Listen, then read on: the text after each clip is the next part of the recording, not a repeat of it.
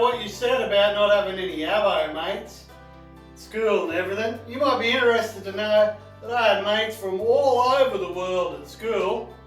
I mean, I had mates that were named of Lanza Farmy, Wolf, Hay, Wilkinson, Penman, Scullen, Ronaldo, Taffalis, Villalba, Gregork, Dolezal, Sharka. We never thought to think about where any of us were from. We're just mates, that's it, that's all.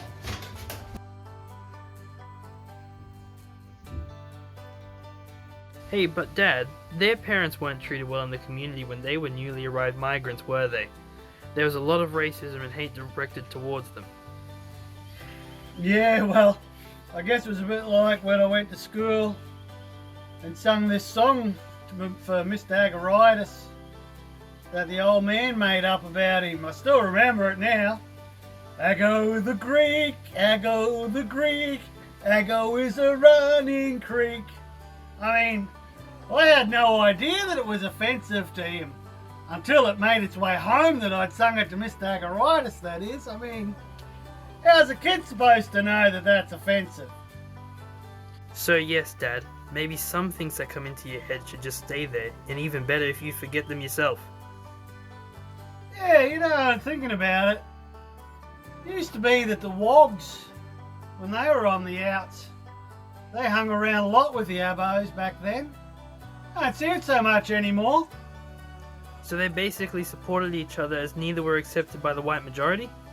Yeah, I wouldn't quite put it like that, but yeah, abos used to hang around a lot with the Wogs, and yeah, but nowadays the Wogs are mixed in with all of us, you know, and there's the Indians, and then the Hmongs, and yeah, abos are still pretty much of their own. I wonder whether Aboriginal people feel forgotten by those earlier migrants too. Why, what do you mean by that, boy? Well, Italians and other Central European migrants have come here and done well.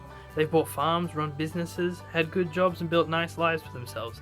But many First Nations people still really struggle, and that shows up in a lot of ways. That's why there's always talk about needing to close the gap.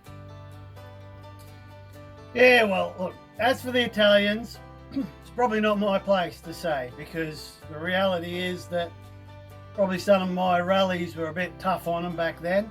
I've got a couple of Wog aunties.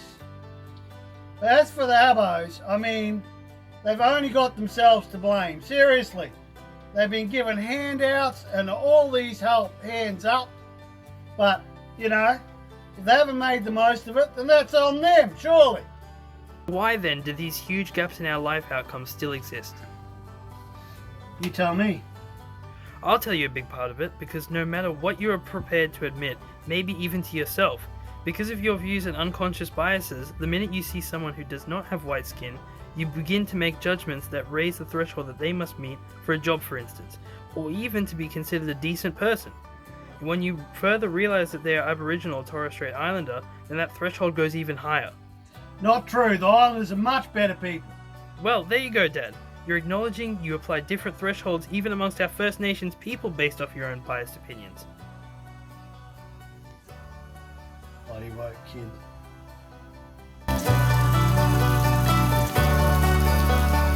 Yeah,